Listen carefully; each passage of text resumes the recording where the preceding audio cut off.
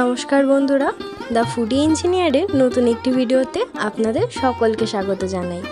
সামনে তো নববর্ষ, তাই নববর্ষ স্পেশাল একটা নতুন রেসিপি নিয়ে চলে এসেছি আজকের ভিডিওতে। আজকে ছানার ডালনাটা কিছুটা অন্যরকমভাবে তৈরি করব। তাই প্রথমেই আমি পরিমাণ মতন ছানা নিয়ে নিয়েছি। তার আগে আমি কিছুটা পোস্ত ভিজিয়ে রেখেছিলাম, সেই পোস্তর মধ্যে অল্প কিছুটা খোয়াও ভিজিয়ে দিয়েছি। এরপর সেটাকে আলাদা করে রেখে আমি ছানার মধ্যে আবারও কিছুটা খোয়া দিয়ে নেব। সাথে দিয়ে দেবো সামান্য পরিমাণ বিট লবণ, হাফ চামচ মতন লাল লঙ্কার গুঁড়ো আর অল্প গোলমরিচের গুঁড়ো। সব কিছু দিয়ে একসাথে কিছুটা মেখে নেওয়ার পর আমি ছানাটা বাইন্ডিংয়ের জন্য দিয়ে দিচ্ছি ছোট চামচের 2 চামচ ময়দা, আর স্বাদের জন্য দিয়ে দিচ্ছি এলাচ গুঁড়ো। আমি এখানে ছানাটা মাখার সময় সামান্য পরিমাণে চিনিও দিয়েছি, এটা অপশনাল, আপনারা চাইলে দিতে পারেন, নাও দিতে পারেন। ছানাটা মাখতে মাখতে যখন দেখবেন এরকম হাতে বল করা যাচ্ছে বা ভেঙে যাচ্ছে না, তখন এরকম সুন্দর করে শেপ দিয়ে নেবেন। আপনারা আপনাদের ইচ্ছে মতন শেপ দিতে পারেন। আমি এখানে চ্যাপ্টা করে শেপ দিচ্ছি।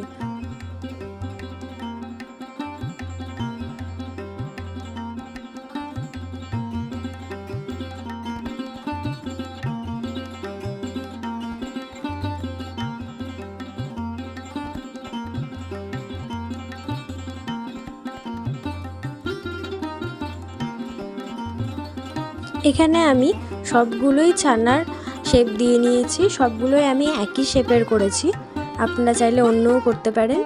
এরপর কড়াইতে আমি সাদা তেল গরম করে নিয়েছিলাম। খুব ভালো করে তেলটা গরম করে নেবেন, যাতে ছানাগুলো দেওয়ার পর নিচে লেগে না যায় কিংবা ছানা ভাজার সময় ভেঙে না যায়। ছানার একটা পিঠ ভালো করে লাল করে ভাজা হয়ে গেলে তবেই অন্য পিঠ উল্টাবেন, নয়তো ভেঙে যাওয়ার চান্স খুব থাকে। আমার এখানে সবকটা ছানাই ভাজা হয়ে গেছে। এবার আবারও কড়াইতে কিছুটা সাদা তেল নিয়ে তার মধ্যে দিয়ে দিচ্ছি ফোড়নে অল্প কিছুটা সাদা জিরে, একটা কাঁচা লঙ্কা, একটা গোটা শুকনো লঙ্কা, একটা তেজপাতা আর কিছুটা গোটা গরম মশলা। এরপর আমি মশলার জন্য দিয়ে দিয়েছি টমেটো পিউরি। আমি এখানে মিডিয়াম সাইজের একটা টমেটো পিউরি ইউজ করেছি। আর দিয়ে দিয়েছি ধনে গুঁড়ো, আদা বাটা আর জিরে গুঁড়োর পেস্ট। সেই মশলাটা খানিকক্ষণ কষিয়ে নেওয়ার পরে মশলা থেকে তেল ছেড়ে এলে আগে থেকে যেই পোস্ত এবং খোয়ার যেই পেস্টটা বানিয়েছিলাম সেই পেস্টটা দিয়ে আবারও কিছুক্ষণ মিডিয়াম লো হিটে ভালো করে কষিয়ে নেব। এই কষানোর সময় আমি স্বাদ মতন লবণ এবং চিনি দিয়ে দিয়েছি।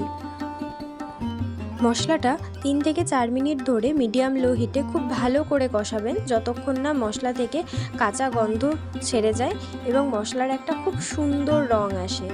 এরপরে আমি পরিমাণ মতন জল দিয়ে দিচ্ছি গ্রেভির জন্য।